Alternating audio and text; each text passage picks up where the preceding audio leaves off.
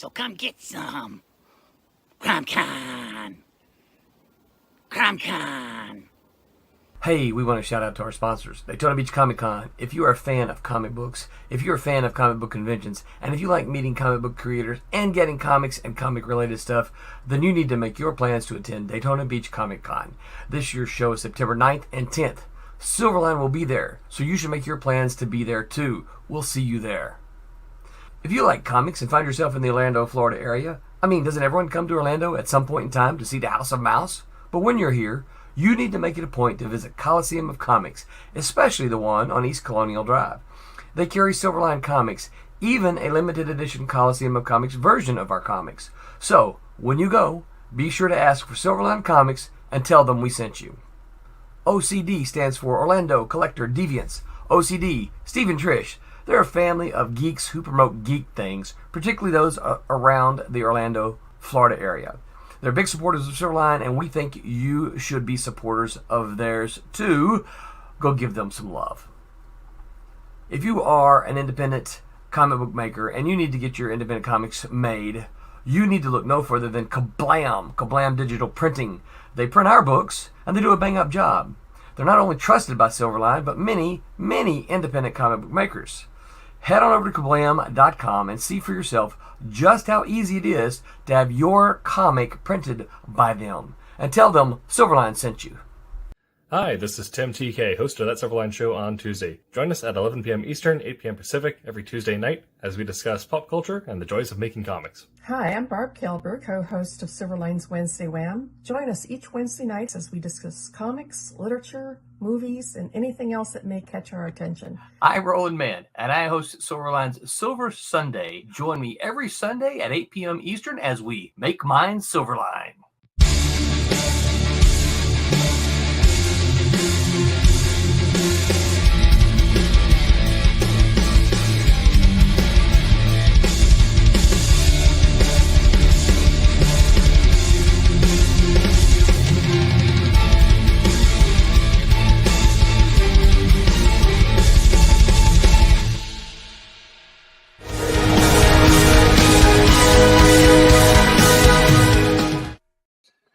Hello, Internet. Welcome to That Silverline Show on Tuesday. I'm your host, Tim TK, joined as always by Jose Fuentes.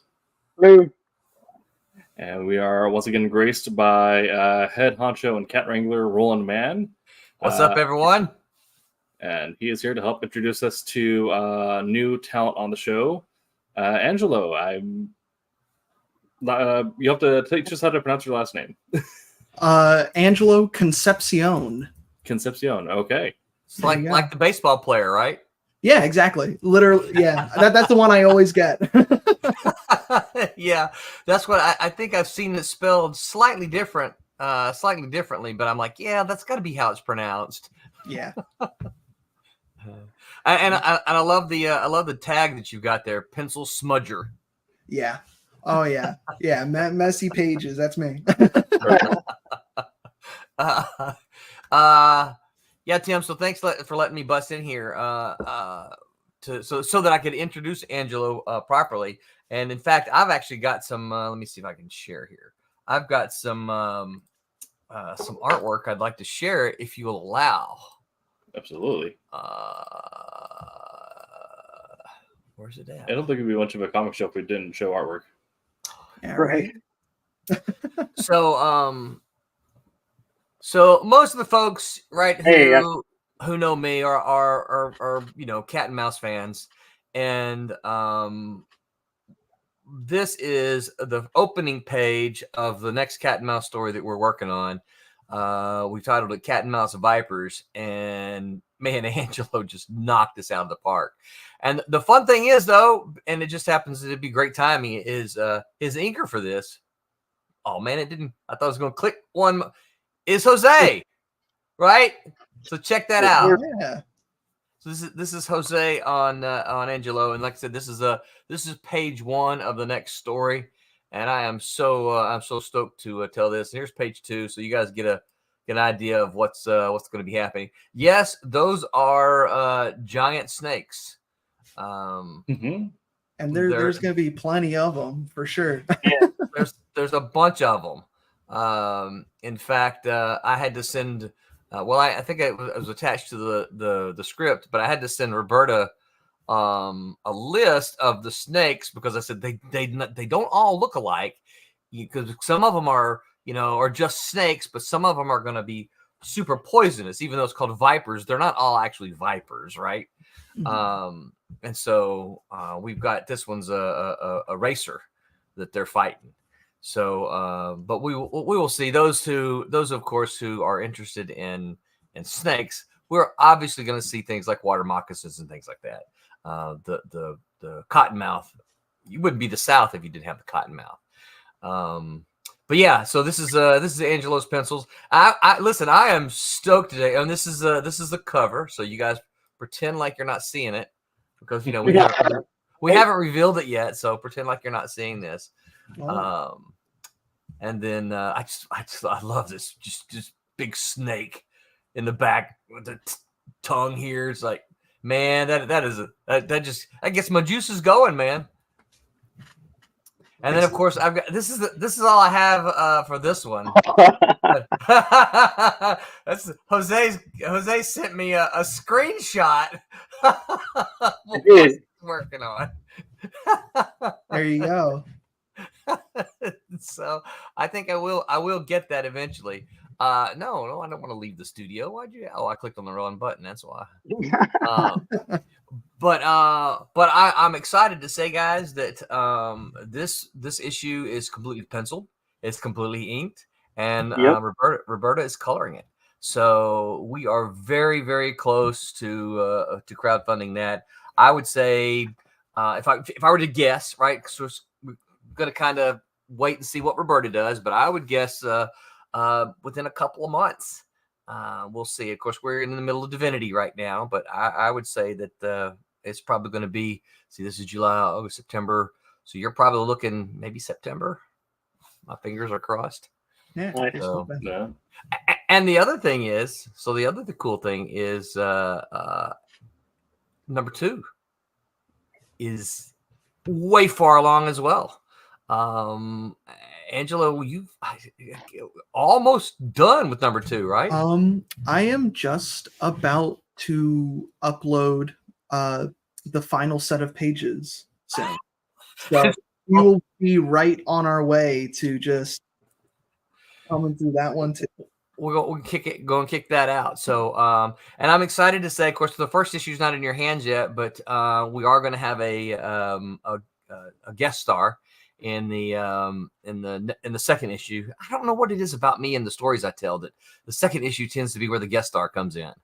I don't know. I have to evaluate my plots from here going forward. Why do I have the guest issue there? But we explain that one. We explain that one in the stream. That's the first issue is setting the precedence, right? Setting the stage. Yes, that's right. Yeah. So yeah, I'm pretty stoked about this. It's a fun story. Like I said, it's big snakes, big talking snakes. They will talk. And there's a whole group of them. And of course, it all still ties back to human trafficking, which is the theme of these two characters, human trafficking in New Orleans. So it's fun.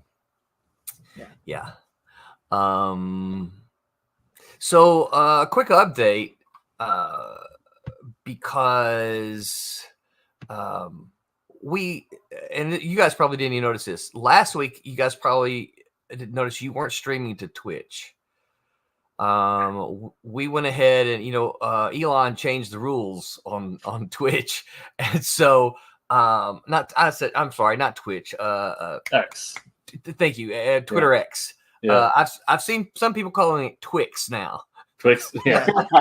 Yeah, I choose the left one or the right one. Yeah.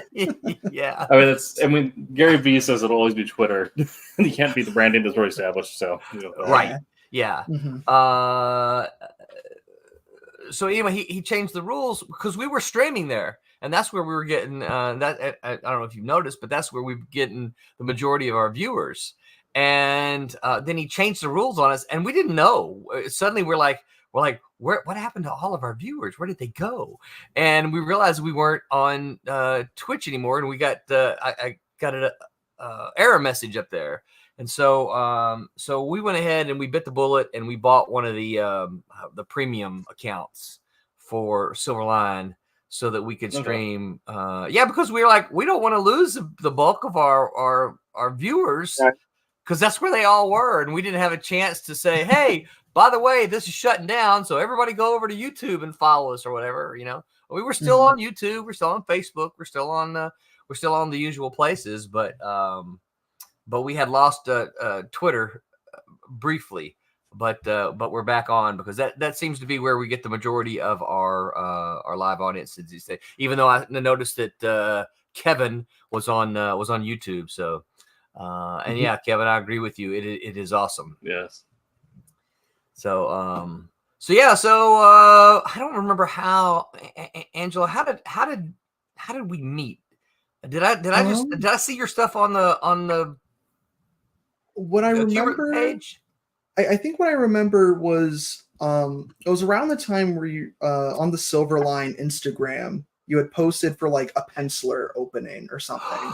That's so right. I submitted my like fresh out of third year portfolio, just super recent sample pages that I whipped up for the end of the year.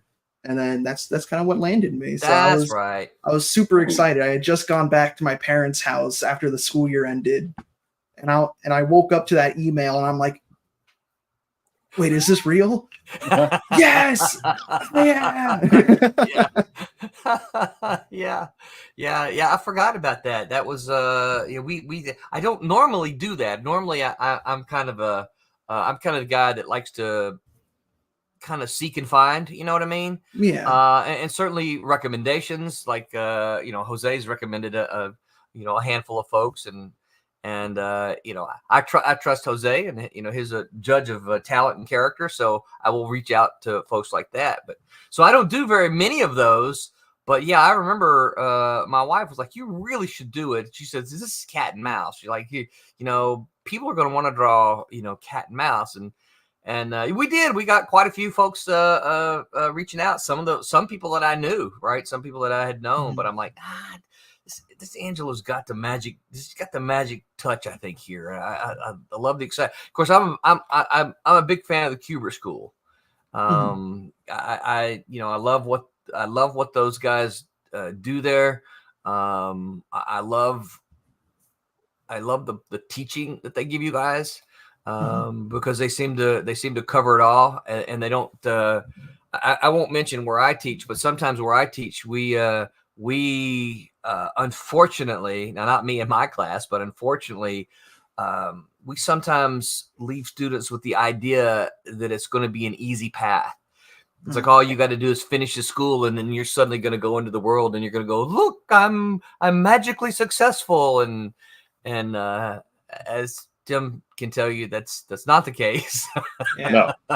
You got to work. But the Kubert School, talks about that. They don't put rose-colored glasses on you. They give you the real. This is the real thing, man. You got to work, and I love that.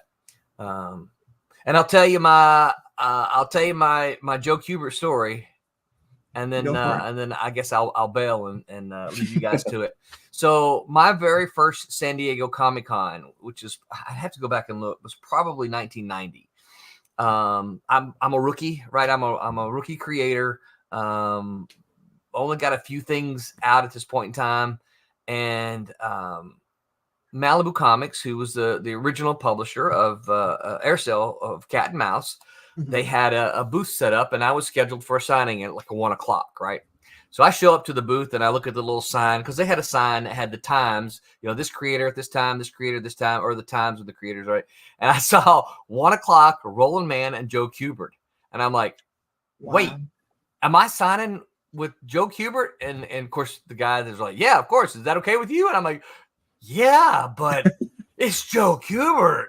Like, yeah, well, he'll be here and you'll be there, right? And so, of course, I'm a rookie, so I'm there super early. I'm like there 20 minutes before 1 because, I didn't want to be late and all that kind of stuff. And I don't know, 10 minutes before 1, I went ahead and sat down at the spot. And they, Malibu had stuff for us to sign. They had these they were kind of cardstock things for us signature cards at the time. This is before the little baseball card size signature cards were common. And they were just kind of little backing boards that had a spot for it had an image on it and then had a spot for you to sign, right? Okay. And of course I'm sitting there, and kind of by myself, just watching people, all nervous. This is my first signing ever at San Diego Comic-Con. And just a few minutes before, but what I left at, so he's to my left, right? And I'm sitting here, and Joe Kubert's going to be to my left, and there's a line forming, right, for him. Nobody in front of me, right? Nobody in front of me. There's a line forming for him, right? And just a few minutes before 1 o'clock, he comes in, has a bag and everything. Is kind of, like, oh, let me get all my stuff situated. And he greets the people in front. Hey, how y'all doing? Give me a minute to get settled here. He says, hi, I'm Joe Kubert. I'm like, I know who you are. We shake hands, right? He introduces himself and he begins to kind of going through all the stuff. And so I just kind of, I watch as he's doing all this, and he sits down and starts signing, talking to people. And a few minutes later, there's just this probably like, I don't know, like 108, 110, something like that. And I've had like 1 or 2 people, right, come by and say like, who are you? What do you do? Right. Oh, you sign this for me, right? Kind of thing. Right. Yeah. which is fine. But his line is still steadily going. And but he gets this slight little break, and I just lean over to him and I say, Mr. Kubert, I just want to tell you what an honor it is to be signing next to you. He leans over to me and elbows me a little bit, and he goes, kid, the honor's all mine. I can go home now. Yeah. So that is my Joe Kubert story, and it was it had me floating the entire weekend. The fact that he was so nice to me. He didn't know me from Adam, but he was so nice to me and was very kind. And like I said, I can't remember, we spent 30 minutes or an hour there. It's probably an hour. We spent an hour there. And so I got to talk to him some, but I just remember those words very specifically and how it just, it's like, man, that is very cool. So, yeah. So that's my Joe Kubert story. Nice. What's up, Pops? Pop's doing his housework. Yeah, that's right. Yeah. Pop's doing his flyby. It's not unusual. I may leave before you get a Flormonti flyby. Yeah. Speaking of housekeeping, we do have some of our own. Uh-oh. Tim, I'm gonna bail. I'm gonna leave you guys to it. I just didn't want to toss Angelo up here without making introductions. All you guys listen, you need to be watching. Angelo is going to be he's going to be making some waves here. Give him a little bit of time, and folks will be soon knowing who Angelo Concepcion is. And I'm excited that he is drawing this story of Cat and Mouse, and I think you guys are going to love it as well. Absolutely. Thank you very much. Yeah, thanks for the introductions, Roland. All right. We all have a good show. I'm, of course, going to be listening, and I'll talk to y'all later. All right. Yeah, Bye. that's good.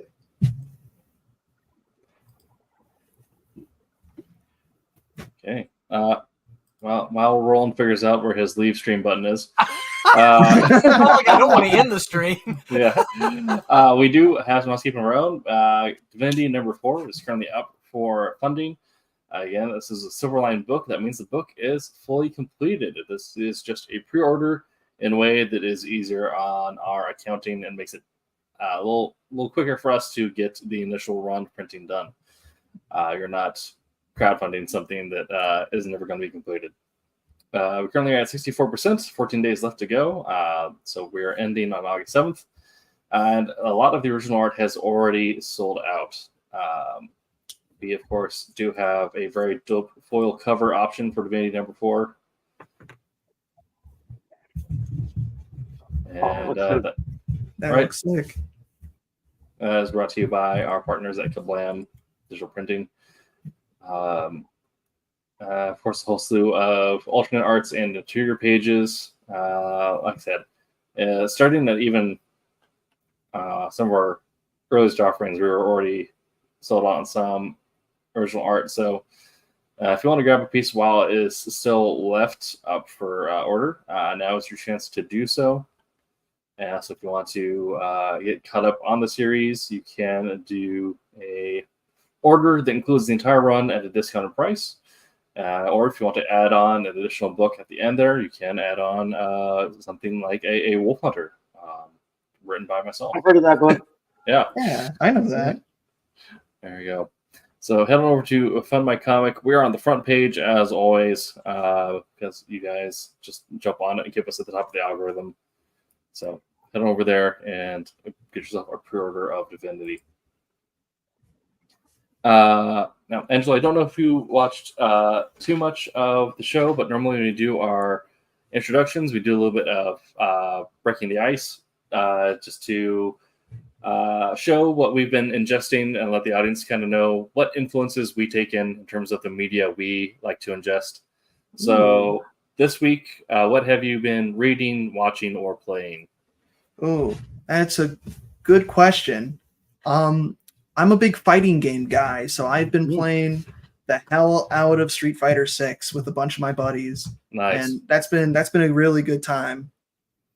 In terms of other stuff, I mean, I've been reading Skybound's Creature from the Black Lagoon. That's been super cool. Nice. Really cool horror stories there. Enjoying it more than I did the Dracula one, which might be a little biased because the creature's, the Gill Man's my favorite Universal monster, but Sure. Okay. But yeah, in terms of anything else, that's basically been it for the past week. But There you go. that Deadpool Wolverine's coming out. Might catch that. Yes. Maybe. Yeah. I'm gonna try to catch that as well. Interesting. Yeah. I mean, I have a Dracula book coming out myself, so I don't know. If you like that one more, then I might just have to find James the next time I can and rub it in his face. Yeah, there you go. Respectfully. Yeah. With class and dignity, Yeah. All right, Jose, what about yourself? I've been watching Farscape. Nice. That's a throwback. Yeah. It wasn't ever up my in my mirrors and whatnot before, but I'm like just zoning through stuff, and I was like, you know what? I'm gonna give it a try. It's weird. It's funky. So Yeah. that and pretty much that's it. I started playing some of Jedi Survivor. Oh yeah. All right. Not nearly as fast as my nephew. He beat the game and is going through the plus version now. Wow. Yeah. There you go. Nice. Yeah. That's about it. All right, cool. Yeah. Well, we'll have to check in next week and let me know how you're liking Jedi Survivor so far. We'll see. Yeah. Man, I told you, Baldur's Gate, I still haven't made it through that. I'm a slow game player. Yeah. Well, Jedi Survivor I like because one, Star Wars is my religion, but also it's one of those games where it's not quite a Souls-like, but it is one of those games where you can tell that boss fights are the focus, and being a Final Fantasy player, boss fights are my jam. That's why I love Destiny. Yeah. So super sick. Myself, I have been playing. What have I been playing? Oh, I've been playing a lot of Star Wars Hunters actually, which is kind of like the Star Wars version of Overwatch. They put it on Switch and mobile. Nice. And the ranked scene on Switch is actually, the ranked scene on Switch is actually pretty decent. So, just trying to progress the rank ladder on that,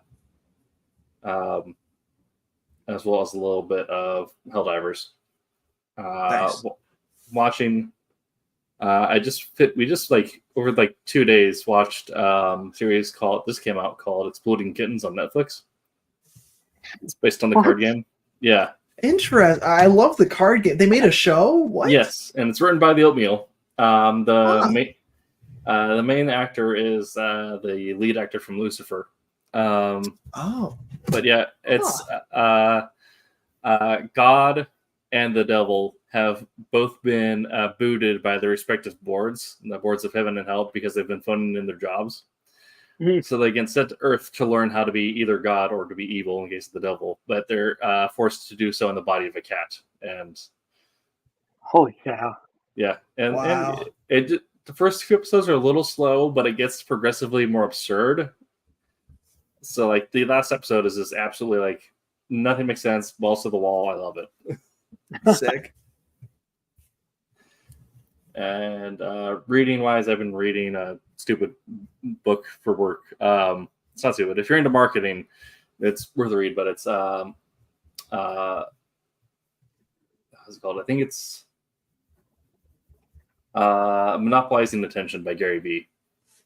So if you're in marketing, it's a good book. And like Roland said, if you're a writer, getting into the creative space is not very easy. But if you can leverage your skills into writing copy, that will, you can make a pretty penny that way, and that'll cover your nut and allow you to do creative stuff on the side. Yeah. Okay. So tonight's episode is going to be about combining genres and the different ways you can blend a genre in comic books. So it's kind of going over some brief examples. Of course, we've already established that a comic itself is not a genre, even though most comics do tend to fall into the superhero genre.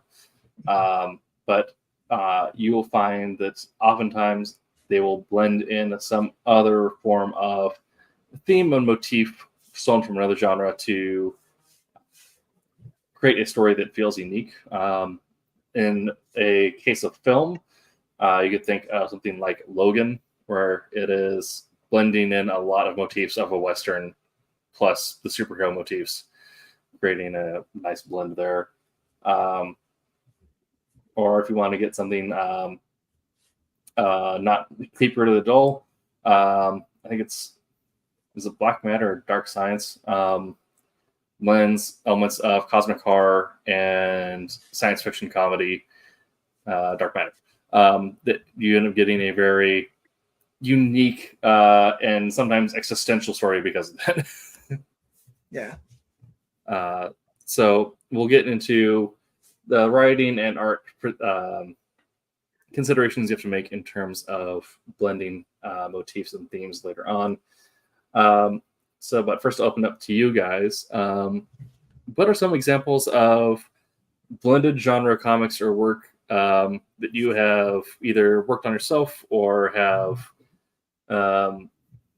just really appreciated and something you consumed or something that stuck with you? Oh man.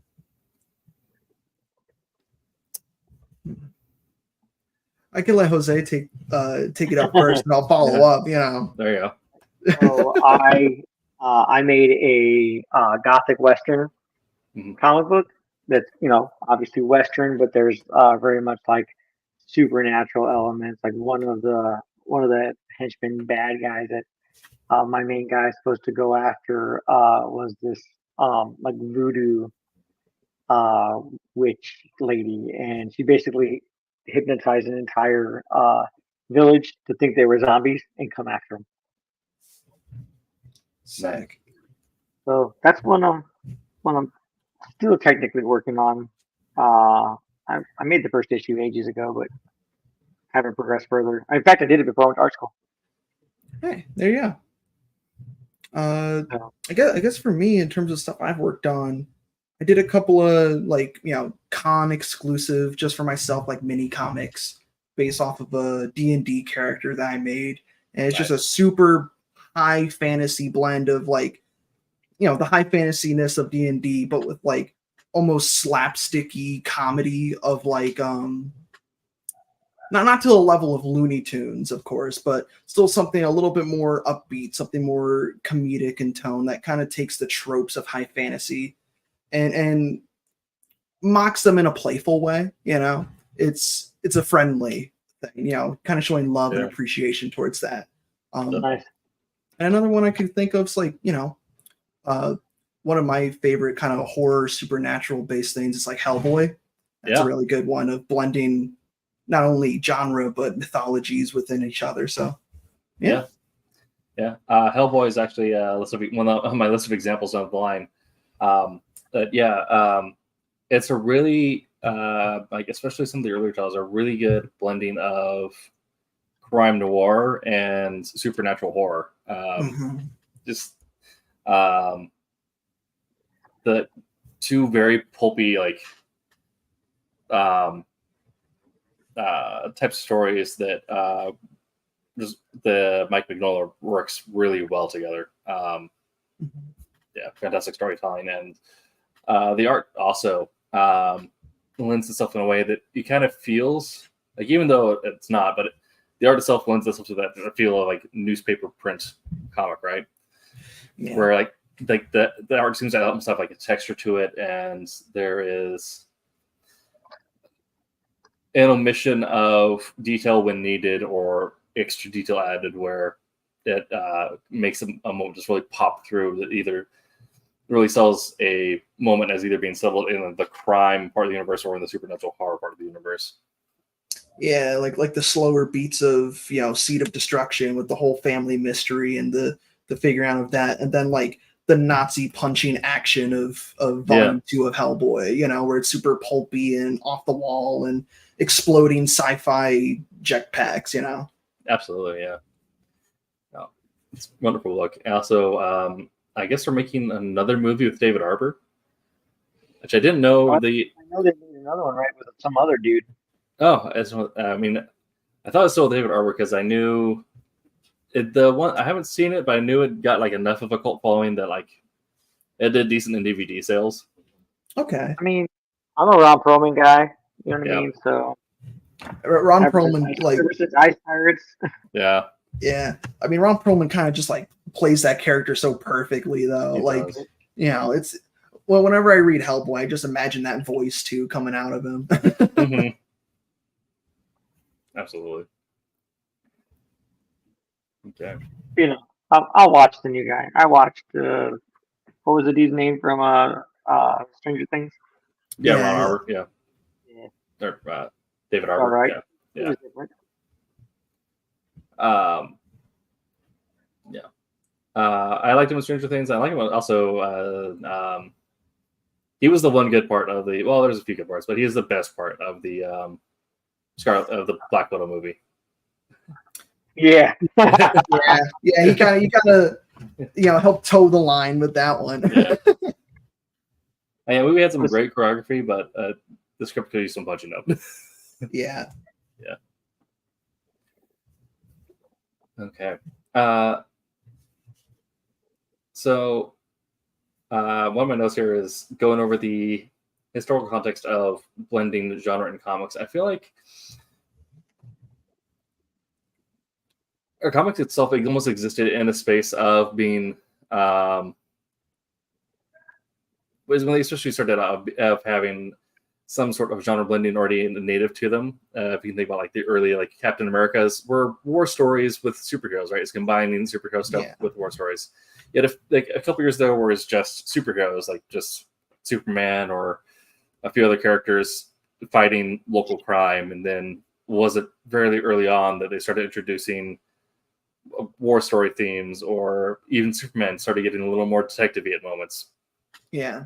It kind of peeled away at the moment when superheroes kind of died for a little bit in the 50s and 60s, where we went straight romance or straight cowboys. But the only real blending of genres you would see maybe around that time was like EC Comics with some of their horror or sci-fi stories, But even then, it was the heavy focus on horror. Yeah. And then eventually when superheroes come back, it kind of goes... that's kind of when he goes like super heavy into some extreme examples of genre blending, where you have like the Kirby Thor, where it is very clearly science fiction. Oh yeah, yeah, yeah. All the mythology in that is just filled with Kirby's crazy tech and aliens and invaders and all that stuff. Definitely. But it definitely is almost I think that genre blending being so native to the medium, I think, is what gives comics sort of like its unique texture in terms of storytelling. And that yes, it does happen with films, but it's not quite as expected with the film, right? With a comic, you're almost kind of, if a comic is good, you know there's going to be some kind of weird element or twist added into it, something that doesn't quite what's presented to you, unless that's kind of the point. But yeah, as people who have grown up and fallen in love with comics, and to the point where we have wanted to make this some part of our lives, what has been your engagement with comics in terms of when you kind of get aware of the genre blending? So it may not be something you have a conscious thought about in like the way that we're doing now, that we're actually like thinking critically about it, but moment where you see something gets combined with something like, oh, that's really cool, or a moment where something pulls you in because it has an element of something else you like, but even though like the core storytelling you wouldn't necessarily like be interested in. For example, this I'll start actually this one. For me, is I wasn't super into Green Lanterns until Darkest Night. I know. Jose's blown away. Jose got offended. Yeah.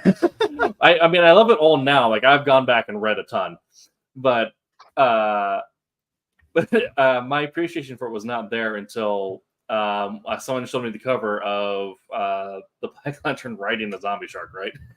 Oh yeah. And I'm like, okay, I'm in. I'm sold. Like the horror elements of there, the sort of the gratuitous violence that you see more so like in an action, like in a more adult action series getting introduced to Green Lantern. That's definitely like the moment where like, oh, I'm down with Green Lantern now. Yeah. Funnily enough, I actually also had a Green Lantern story, and this was like back when I was like a little tyke, when I was like maybe like 10 years old at a Scholastic book fair, and I saw Green Lantern, what was it? Green Lantern Secret Origins by Jeff Johns. Yep. And that was it had like Black Hand, before he became Black Hand, and it had Atrocitus breaking out of Abinsur's ship, and there were all these different meldings of your sci-fi, space cop drama with the superhero elements of Green Lantern, his origin story, getting the rain and the costume, and just the deep-seated horror of Black Hand's obsession with like death and Atrocitus just being this demonic almost monster. It was one of those things as a kid that I just found like the coolest thing ever. Yeah. You found it cool as a kid, Tim. Yeah, I started young. Yeah. Well, see, when did Darkest Night come out? What was it? It was before New 50. I have all the floppies. Was 2011, so it was like what, like 2008, 2009? But no, before that. I think it's close to that. 2009, yeah. And I mean, this is when we just make Jose feel old, and I was still in school at the time, so technically that's still kid years for me. There was like super late high school, so I was I had my gray hair since I was 8. That was Came still out the like womb stressed. I was still able to drive and have a beard at that point, but no, that was still always in high school. Yeah.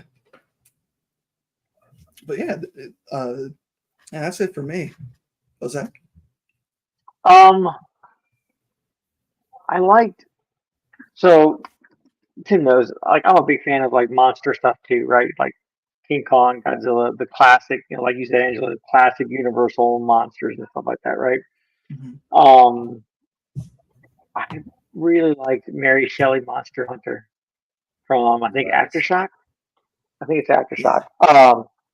It was just almost the entire book was done in like red tones, but it was basically like literary story of like a literary author thrown into the idea like this is why he came up with a story of not Frankenstein, sorry. This is why he came up with the story of Frankenstein because it happened in the cabin they were at, like the whole macabre building a person, putting them together and whatnot. So the idea like that they made a an author who made a fictional story based off an actual event. You know what I mean? To me, that's what three genres all in one, basically. So it wasn't a fictional story, as in, you know, it was a non-fiction event, but that was a good book too. Yeah, I like that. Mandalorian. I think the Mandalorian's a nice Yeah. mix of genres, depending on how you look at it. It's either, you know, it's a Western and sci-fi, or it's sci-fi and the reimagining of Lone Wolf and Cub. Yeah. Yeah. So, but yeah, like those stuff like that. Like, I mean, that's every time I see like a cross kind of genre thing, especially if it like has anything to do with Western stuff. Then I'm in. You know what I mean? Like, Yeah. I don't even think I ever read Stephen King's Dark Tower books or the Gunslinger or stuff like that until after I actually picked up the comic book that Jay Lee worked on. Oh man, gotcha. This is gonna be also like a kind of a weird related story for genre blending, but in terms of how you can like think about genre in a weird way and where things are intended or not. The first is the duality of intention versus reception. So speaking of Mandalorian, but thinking of Star Wars just in terms of the original, let's go 6 movies, right? Yeah. I'd argue that it is not a science fiction story. It is a creation myth. Creation myth. Yeah. Okay. Expound. Yeah, I'm for the ride, Kim. Right. So it has to do with a society and a galaxy of humans and humanoid creatures, but it's not our galaxy. It's a galaxy far, far away, a long, long time ago. Dealing with religious and divine forces, literally the Force being the energy that flows through us all, and tells the story of a betrayer god creating the fracture that essentially leads to people rebirthing the society and expanding outwards. That would eventually lead to the colonization, perhaps, of our planet or other planets around it. Yeah. Go on. Yeah, that works. You have watched too much Ice Pirates. No, that's actually interesting. Yeah. So kind of, it's always interesting kind of looking back at like, you know, something like Ahsoka or the Acolyte, right? And thinking about this from the perspective of this is in the same area as like the story of Thor and Jormungandr, right? Or this is like you can almost say that Ahsoka is almost like a parallel to Loki in that the daughter of a dark god, but instead, whereas Loki chose the path of betrayal that led to Ragnarok, Ahsoka ended up choosing the path of redemption that led to the creation of the Great Order. Huh. Yep. Wow. And I think that also leads into the idea that people always throw out too, that Star Wars is a fantasy at heart, more so than a sci-fi as well. Kind of that, you know, mystical power of the Force and the hero's journey being so integral to it, you know. Absolutely. Kind of helps build that, once again, that kind of myth behind it. Yeah. And this is where we can get into a discussion about how can something be so effectively genre blended that you can make successful arguments for whatever genre it leans into. Because it has a lot of the narrative elements and a lot of things of like these fantasies or these mythos, but a lot of the visual elements and visual language of a science fiction storyline, as well as, you know, technology there, but then also the technology is based on magic because kyber crystals. But yeah.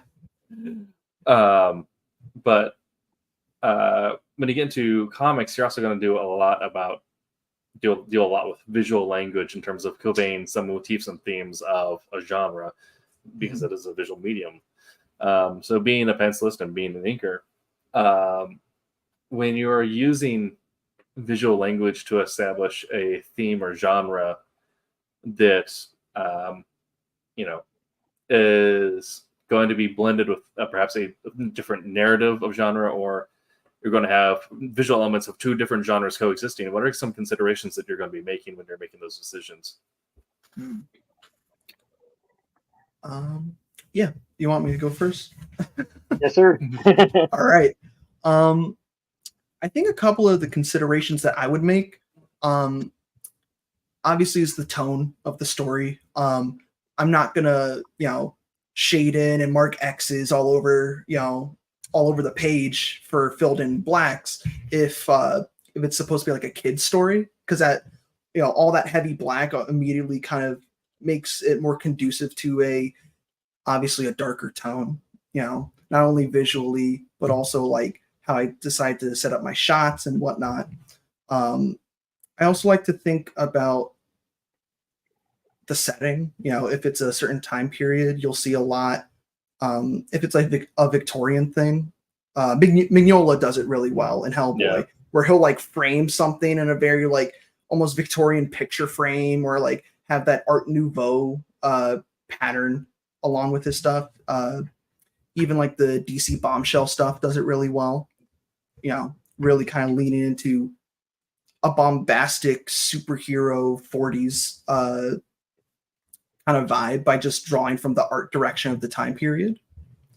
So that's all stuff that kind of helps build a visual identity when I'm trying to tackle a story. Especially with working on Cat and Mouse with this guy here, trying to think about the vibe, the energy, and overall direction that we want to go. Since Cat and Mouse is in New Orleans, I wanted to kind of keep all the nighttime scenes very almost with an air of supernatural element to it, wispy smoke and dim street lamps, stuff like that. Yeah, the spotlighting and whatnot. Exactly. I don't know what he's talking about. I just black everything in he does. Like he's crazy. I'm just kidding. Yeah. I just fill the entire page black. Call it a day. And we're dead. Yeah. No, I think like you take into consideration the type of book you're gonna work on, you're gonna ink in. You know what I mean? In like Angelo said, definitely you can see it in like the structures that he's putting in there in the background, the lighting, that light source that he has. It just leaves like a little more mystery, a little more. You know what I mean? You don't necessarily have to fill in like, oh, like here's a leg. Like it's not. It's kind of like obscure. It's like you want to make sure that stays obscure. You want to make sure that it gives that like sense of you don't exactly know everything that's going on. But then with the superhero, not superhero, a sci-fi book, you know what I mean, that I'm doing with obsoletes, like I like to keep my lines clean, clean on that in regards to like the spaceships. Everything I want to do, I want to make it look sleek and clean, and then all the ground and everything that they're in the middle of right now, like I don't know, I just have to sit there and just shake my hand when I ink that in, just because I want to give it like more of an organic look, so that you can see that the difference from the tech to like the organic plane that they're on and whatnot. Yeah, that's a really good example. I like that a lot. Yeah. From a writing perspective, I didn't mention this at the top, but I am in the process of writing a blended genre comic. We have some art back on it. I've already talked about it before, so I think I'm going to talk about it now. I won't say who else is on the team just because we're still waiting on some stuff, but it's combining kind of thing where you combine fantasy elements with tech. We're combining our mythology with hard science fiction. So when you get to moments where you're combining tech with fantastical elements, there's I talked about this before in a different episode, but there's a writing theory called the triangle of weird, and that you can. Yeah, you choose 3 elements. So it can be like your setting, your characters, or your a plot. And 2 of them can be weird. One of them has to be normal. Or 2 of them can be normal. One of them has to be weird. And you can do the same thing with genre almost. So we're doing the super fantastical out of this world, like Roman mythology type stuff, like literal sun gods conjuring bolts of fire to like toss at like whatever, right? Or Mars, the god of war, is like a giant raging beast, almost kind of whatever. However, to counterbalance that out, you know, we have calculations that like to go like, you know, based on the theory that faster light travel is not real. Like this is a projected timeline for colonizing the galaxy way to the best of NASA's knowledge at this point. The rest of the solar system, like, and this is like the average speed that we could think we could get a ship to go without running into issues with like trying to bridge the speed of light. So that's when we're like, yeah, the gods are capable of using things, but still controlled by the laws of physics for the stuff that the mortals are dealing with.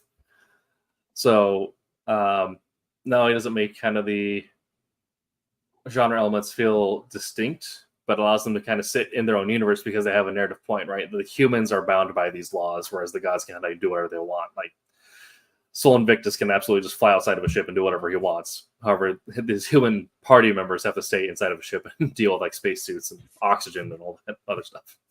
Gotcha. Yeah. So that's kind of the writing considerations you have to make when combining genres. And I don't know if you had any similar thoughts when you're combining gothic stuff and horror or gothic western stuff for your story, Jose. If you ever thought about like, you know, the westerns you dealt with like horses and 6-shooters, but you know, Mothman is going to do Mothman stuff. Yeah, right.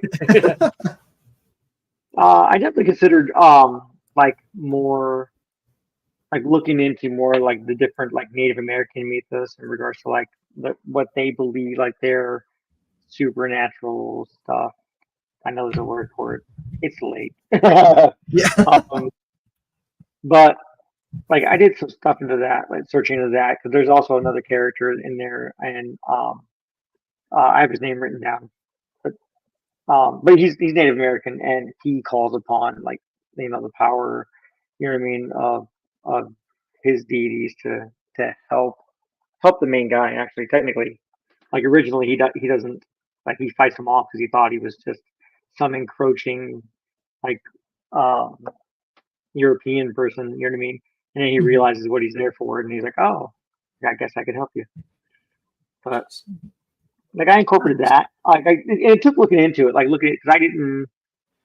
You know, you take liberties when you consider like a character that practices like voodoo's witchcrafty stuff, and there's like different takes on it that, you know, oh, it's actual magic, and then there's a take that it's a hypnotism that they hypnotize them. So I kind of wanted to like do like a mix of that logic. Like the lady, she makes these like homebrew potions and whatnot, puts it in the well water, and that's what instigates the hypnosis for the village. You know what I mean? To go out and like do her bidding and stuff like that. Like that's where the idea that like her zombies came about. You know what I mean? It was more like a bit of like what alchemy and just hypnosis. So Sweet. But I think you have to do your research. You know what I mean? Yeah. Yeah, so one of our takeaway points from this is if you want to blend genres, you have to do double the research. Yeah, you gotta do your research and kind of commit to an overall, like, I guess, set of rules when you're kind of establishing like how the two things kind of interact with each other. You know? Yeah. You can't really have one competing at the same level as the other at the same time. You have to kind of choose one scene or the other to lean more into the supernatural of it or the wild westiness of it, to kind of bounce off of Jose. Yeah. Like there has to be a balance. You know what I mean? Because think about it, supernatural stuff, I think personally would like just obliterate anything Western. But if you take like the logic that like back in the day, bullets and whatnot used to be made out of, you know what I mean, like iron, like actual iron and whatnot, and instead of what they're made out of now, what an alloy that they're made out of now. We take that into consideration. Then you can like incorporate like, oh, there's, you know, was it some Irish mythos has it that their supernatural creatures are affected by wrought iron, stuff like that. You incorporate stuff like that, but like you said, there has to be a balance. One can't overtake the other, otherwise you're not gonna have a really good story. You know what I mean? There has to be room for, you know, to contest from between one side and the other. I kind of bouncing off Irish mythos and again going to like using one to kind of like not necessarily like tell me other, but to like rein one genre to kind of rein one in, where like you have kind of your parent genre and your whatever you're blended, it kind of sits in that same space. This is gonna be a very like deep cut, a weird cut. But the anime Durarara. What did you say? There's an anime called Durarara, which is a it's a coming of age noir story, right? It's just like teen moves to a weird suburb of Tokyo, and there's a bunch of like cliques and things going on, and there's a mystery, people disappearing that he's wrapped into. However, they just toss in a little bit of mythology there, and that there is a Dullahan that rides a motorcycle and wears, biker leathers and a themed biker helmet. But it's the thing where, they still have their powers, like the spine whip, and like that they will can scare the soul out of someone. Okay. But their mode of transportation is limited to a motorcycle because they live in a suburban setting. Their primary mode of communication is a phone and text because they can't talk. Yeah. So you'll have a Dullahan that has to communicate to someone by typing on the phone and showing them the screen. That's interesting. Yeah, that's super fun. So I have one where the coming of age noir story kind of controls and pulls the mythology elements in and makes them feel like they belong, because that's it relies on the core genre. Right. Yeah. You remember the RPG Scion, Tim? I don't know if I've played it, but I feel like I've run across it. Yeah, I think it's a White Wolf book. Essentially, you played the avatar of Thor and Loki and some of the other Norse deities and whatnot. Oh, but I'm trying to.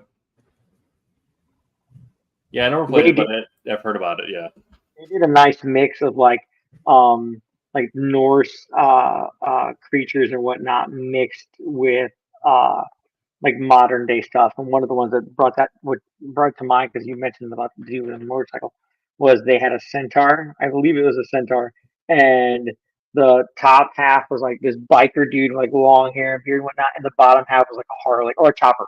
You know what I mean? Yeah. Oh, that's super sick. Right? Yeah. Speaking of, if you want to do something where you speaking of centaurs, if you also want to combine genres in a way more so for comedic effect, almost like Adventure Times, where the genres are so egregiously clashing that's the point, is that it's funny. Yeah. Adventure Time also a great example of just blending every single genre under the sun.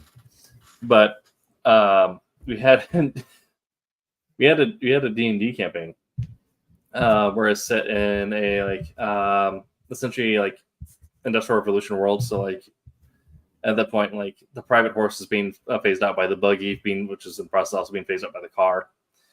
And so there was a centaur that provided a coach service, but due to the constraints of the world, it wasn't just the centaur pulled the wagon. No, the centaur bought a horse and buggy team and would ride in the front and then kick its legs up other sides. So it had this horse's body sticking out the side of the buggy on the driver's bench.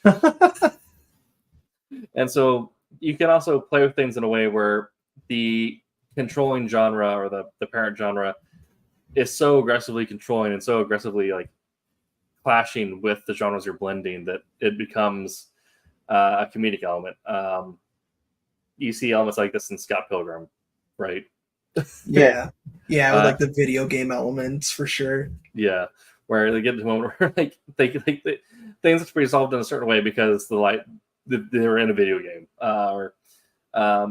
it's a darker story, but the visuals are presented in such a way that you kind of have to laugh at them. Saga with the way that their science fiction elements are just thrown so weirdly into the fantasy elements of the TV heads, where where they wanted to make a race of robots in a fantasy setting, so they made TV heads. Yeah, I think Saga is a very good example of just like I also liked the Adventure Time example of just like kind of taking a lot of visual elements and like where it might initially like you go, oh, TV heads and like with all these other like kind of elf looking or like tiefling looking satyr types, like, oh, this is a little odd. And then you start seeing all the other weird cybernetics and sci-fi tech, and you're like, oh, now it's kind of wrapping itself together. Now this is like super weird, but in a way that I can really get behind. Yeah. Right. Absolutely. I felt that same way about East of West. Yeah, that's a good one. Yeah. And of course, you know, it's a Western, but you know, it's like a sci-fi, futuristic, Native American-y. Yeah. It's a lot. But you can also have a like these to follow the Western example, you know, you can also have a very violent clash of genres in a way that is done so not necessarily for comedic effect, but for some other shock value. And you get that in something like Deadwood, where you go from being Western to like, oh my god, that's a dead body just like coming at the screen. Yeah. Where you just like do like a sudden clash of the horror elements to bring in that initial like jump scare, but also to add to the, you know, the initial shock of it all. And that, you know, if you're realistically, if you were in that setting, the sudden introduction of horror elements to your life would be shocking. Yeah. Right. I got that from Westworld too. Yeah. Right? The idea of like the cybernetics, but being the conduit to bring you into the Western world, you know what I mean? And then shenanigans breaks loose. Absolutely. Okay. Yeah.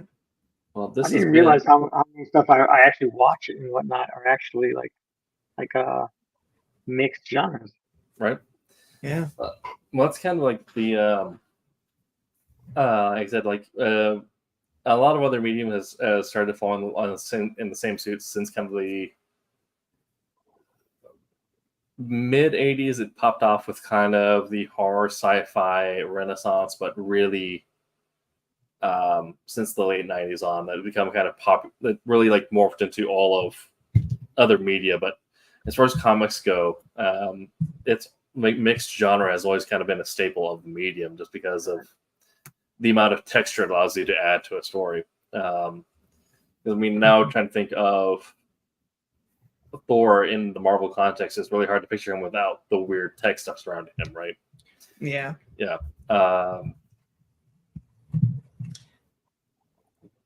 That's another. I thought that was kind of bold for me to introduce that in the movies, because I didn't realize that. Mm-hmm. Like the idea of Asgardian or more just high tech people and whatnot. Yeah. Yeah, they do an interesting thing of like, since they lean so far into the tech, they kind of like demythologize. I don't know how you would say it, demythologicalize Sure. the Norse gods by making them like, oh no, but these guys are kind of more so like just really advanced, really naturally powerful, almost aliens, right? And that's kind of like an interesting way to take it. And another Marvel character to bring up is the Hulk with Immortal Hulk, like that recent run on how heavily that shifted the character back into more of his horror roots, you know? Yeah, went straight into a possession story, yeah. Yeah. Oh, absolutely, yeah. That was really good. Yeah. I don't know my notes. Same with like Dark Justice. Taking the heroes and leaning more into the horror side of it all. Well, they also did DC's, right? DC did DC's. So it's a whole genre thing of zombies, and then they did DC versus vampires, which I actually like better than Deceased. Okay. So like them incorporating vampires and whatnot in the DC universe, which I thought, oh my god, it was just, if you haven't read it, read it. It right out the gate, I was like, oh, that's not right. Mm-hmm. Yeah. Like, I will say, you know, as much as it has been memed, there is something nice about comics always bringing characters back, because, like, you know, if you leave the space of those comics and you go to something like Game of Thrones or Neil Gaiman, like, when your favorite character dies, they're dead, they're gone. Yep. Yeah. Well, you always know Wolverine's coming back as soon as they introduce the new writer. Yeah. Yeah, or like they'll have Colossus sacrifice himself for all of mutant kind, and then a decade later, that was a great scene. Yeah. and then a decade later they bring him back, and he's like, "I'm here, Kitty," and Kitty's like, "Whoa, you're Yeah. back, and you're all shiny and stuff." Yeah. I've already been dating this freaking Brit. Like, Yeah. what the heck? I think it was Vaughn's X-Men where Magic became the Queen of Limbo. But I feel like that was almost like a parody of that moment where Magic sacrifices, like, no, screw you guys. I'm staying alive. I'm getting more powerful because of this. It just happens to work out for you. I'm not going away. I'm coming back. Yeah. Magic beat out Belasco for Limbo. Yeah. Yeah. That thing, and then I don't know. I thought Marvel got weird for a while, so I stopped reading. No offense, Marvel. Yeah. I mean, I've said before, like, the weirder comic gets, the more I'm into it. So I've like, was it Dupe? Dupe is my favorite member of X-Force. Oh, Dupe's so funny. Dupe's great. Once again, another great kind of like weird genre character of just being just this absolute weirdo. Yeah, right. What was he, a mutated pickle, right? He's a mutated pickle. Like, I feel like he does exist just to introduce other genres because of Dupe, they've done X-Force, which is like superhero hyperviolence meets greaser romance. Yep. He was the Lone Ranger for a while. He was an astronaut. Yeah. There's a whole thing. He did everything, right? Yeah. He was just like a star for like the longest time. He was a lineman. Yeah, he had, I think he was right before the Greaser Romance. He was also a lion tamer or something. Yeah, he was. Let's see, he was a British spy or something like that. He was like James Bond. Yeah. So, I guess if you just like really want to, you know, well, I guess that there is another trope. I don't know. Everyone's kind of familiar with the character the audience insert character. In some genre stuff, this is particular in what's the Quantum Leap? You can also introduce and some usually you do this through the main character, but you can do this through side characters as well. There's also in Doctor Who where you can have the genre insert character. Quantum Leap, like, this is kind of Scott Bakula himself, but in Doctor Who, oftentimes you'll have a part of a series where the Doctor will get a companion from a specific time period that they're not supposed to be hanging around, but they are. Or they'll get some sort of like far-fetched, absurd alien to come with them, and then that serves to insert genre in weird ways. And in the case of a comic example, that is Dupe. That's also Booster Gold for DC. Booster Gold inserts science fiction comedy into everything's in because that is his character, is the science fiction comedy character. Yeah. Hey, on Booster Gold, man.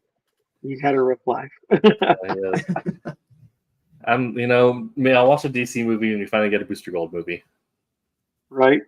Yeah. I like the fact that he was like basically one of the main characters when 52 actually came through. Like, not in 52. During 52, he was like the primary. Like, I thought that was great. And I have a friend that absolutely hates Booster Gold. Like, what are you talking about? He's such a great character. Like, he's like, get out. Like, get out now. Well, that's because they did a really good job of when you have that genre insert of then being able to tie it back into a greater story. A good example of this is, Mr. Gold then going into, was it Infinite Crisis of Infinite Earths? Yeah. Where, like, oh, this is the time travel paradox that, like, he has, like, intimate knowledge of. Yeah. And then pulling that into then now him being the leading character, because, like, he just had, like, so much involvement in, like, the latest big issue that now everyone knows who Mr. Gold is, and he has, like, demonstrated, like, immediate value. So whenever you're crossing genres, like always have it be clear that there is like an moment of intentionality with that genre crossover, right? Either in the narrative itself or in pulling in another thing. Yeah. Mutate Pickle was a line tamer. Yes. Yes, he was. Oh yeah. Oh There was yeah. an actual issue. It's more than one issue, wasn't it? There was actually several. He had like his own storyline. Yeah, I think we got like a few micro runs with him, but yeah, he's had several like moments where X-Force or New Mutants has been all about dupe. Right. Yeah. And I remember. I don't remember which book it was, but there was one where he's riding a chopper. He's got like a bandana across his head and everything. He's riding. Yeah, I know that one. Yeah. I forgot he was also Super Sentai. He introduced Super Sentai to Marvel. Yeah. Okay, here we go. I think an earlier example in X-Men of like the dupe type for New Mutants was oh yeah. Yeah, that one's burned into my brain. I love that one. Right. But I guess Warlock for cover. the New Mutants is a great example too of just injecting alien sci-fi into anything he's in, you know? The kind of Looney Tunesy energy that he brings too. Yeah. Well, they also did a really good job of making that also. Well, I'm trying to think. I'm trying to remember the name now of the mutant who can hit. Is it Cypher? Who understands every language? Yeah, Cypher. Yeah. Yep. Yeah, where they have Warlock and Cypher, and they have like a very like where Warlock is absolutely very goofy, very silly. But then also go leading into Necrotia, then you start also like you do that same thing where you have that moment of intentionality with this character, and that you realize like a lot of that silly goofiness is him being misunderstood, and Cypher helps like understand that until they get to the moment where I thought spoilers for a 20-year-old story, one of them dies and they get morphed into each other. Yeah. Well, they had they had Cypher Douglas, was it Ramsey, right? Douglas Ramsey. Yeah. They had him buried, and then when Warlock died, they basically buried his put his techno-organic remains on it, and the two kind of just seeped in and meshed together. Yeah. But I thought freaking Cypher was just or Douglock was such a great character to bring back like that. Yeah. And just the concept of that was okay, that's kind of cool. Now he can pretty much do everything, but he's socially inept. Absolutely. I feel like I have to mention this because I mention it every time I get the chance. My favorite ever. It's only a 6-issue run, and it is the greatest tragedy that ever came out of Marvel. That is only 6 issues. X Club. X Club. Wow. With Dr. Nemesis, Danger, James Madison. If you want to talk about combining science fiction, comedy, eldritch horror, literally deep eldritch horror type stuff, this is, oh my god, mutants dealing with a rig on the sea for part of a project for Project Utopia, right? However, then cover something deep in the ocean that's not supposed to be discovered, and psychic squids and all that comes out of Cthulhu mythos. Yeah. Yeah. Dupe is I feel like you have what class would Dupe be? That's what I'm thinking right now. Yeah, no, if you're on canon, he's level 20 and everything, but yeah. Oh, he's the level 20 NPC that's gonna ride in and save the day. That's who he is. He'll ride on that chopper with that tiger. Yeah. I guess, man. Won't say a word, right? Because he doesn't talk. He won't say a word. But all of a sudden, everything's going to happen the way he wants to. Yeah, he's going to hit you with that pickle look, and you're just going to be all right. We're safe. Yeah. Oh my gosh, yeah.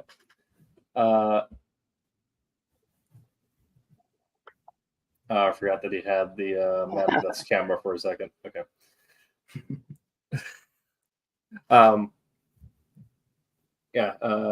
After we've been dupe pilled for a little bit, but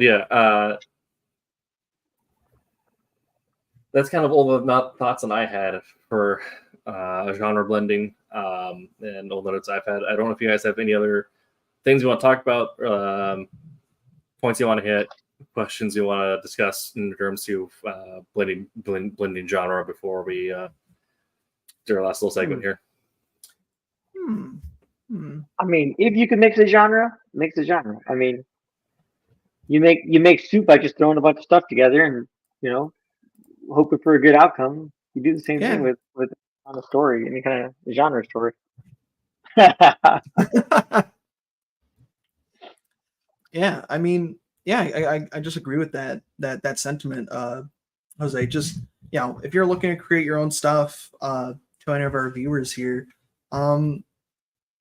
just start kind of throwing together stuff that you personally enjoy. Look at the stuff that you love, and we talk about plenty of shows and comics and movies that just blend the genre just because it helps enrich the story or the setting. So see what helps you kind of craft and create your own world and characters, because I think blending certain genres can just help make really fruitful and engaging stories. Absolutely. And if you can include Del Taco, include Del Taco. Always include Del Taco. Mm-hmm. Yeah. Yep. We're working on our sponsorship, Angela. We're hoping Del Taco will hear us and start sponsoring us. I hope. That would be great. Soon, Tim. My Del Taco here is going to be opening up soon. Yeah. Oh, yeah. That's exciting. Roland's beckoning me to join every week. Hey, you know what? This is super fun, so I'll try to be on as often as I can. That's cool, man. Absolutely. We'd love to have you. It's been a blast. Pickle Bard. Yeah. Pickle Bard. That's perfect. Actually, I feel like he would be like a School of Valor Bard, right? He's kind of good at everything, but it's like he can't talk. He doesn't talk. Exactly. Yeah. Yeah, he hits it with that bardic inspiration with just a pickle look. Mime. Yeah. He mimes it out. Yeah. Well, I thought something to do mention that he does have uncanny charm, and the fact that he always has like a different partner in every issue he's in. Right. That's true. Yeah. Very cool. Uncanny charm. Thanks, Casey. You're gonna bring that one up. Yeah. Casey's my friend, by the way. One of my fellow gamers. He was also the first person to back Divinity. Nice. Oh, there you go. Nice. Very cool. Thank you, Casey. Like while we did the live launch on our stream, he was the first person to back it. Nice. Very cool. So yeah.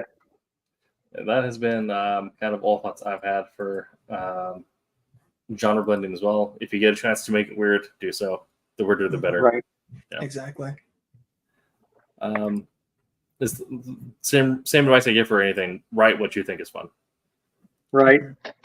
And what did you say, Tim? Write everything, even if it's garbage. Just spit it out. Write everything, spit it out, get it out, and pay your artists. Yeah. Yep. And pay your artist. See, this is why I like it.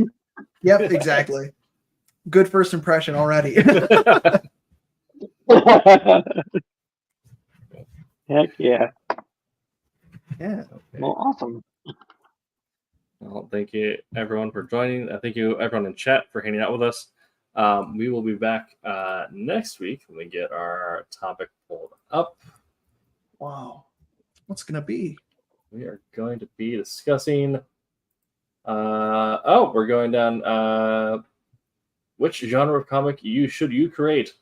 So obviously, the question is what you want to, but we'll be talking about how you can use genre to help grow your skill set and by experimenting with different genres or styles, as well as some professional considerations you have to make about how to avoid getting pigeonholed, or how do you become a expert or specialist in the niche that you want to work in for a while.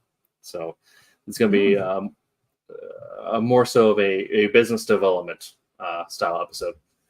Gotcha. Make sure to check out Wednesday Wham and Silver Sunday, 8 p.m. Eastern on those respective days, where you can, of course, see Roland Mann do his show. So hopefully we'll have him again on Tuesday's show. I guess, Angela, we do also have to pre-warn you. Roland is already aware of this, that you'll have to come back in October for Halloween, we do a ongoing annual game of Vampire the Masquerade, the RPG. Oh, that's excellent. Yeah, so I will be all in for that. Roll and plays is amazing. Then I will definitely have to make sure I have time for that. That sounds like a blast. It's a good time. Yeah. Okay. Well, thank you for joining. We'll see you all next week. And Angelo, of course, we end every show by saying "Make mine Silverline." So until that time, make mine Silverline. There it is. There you go. Hey, I'm G-Rod. Make mine Silverline. You heard me.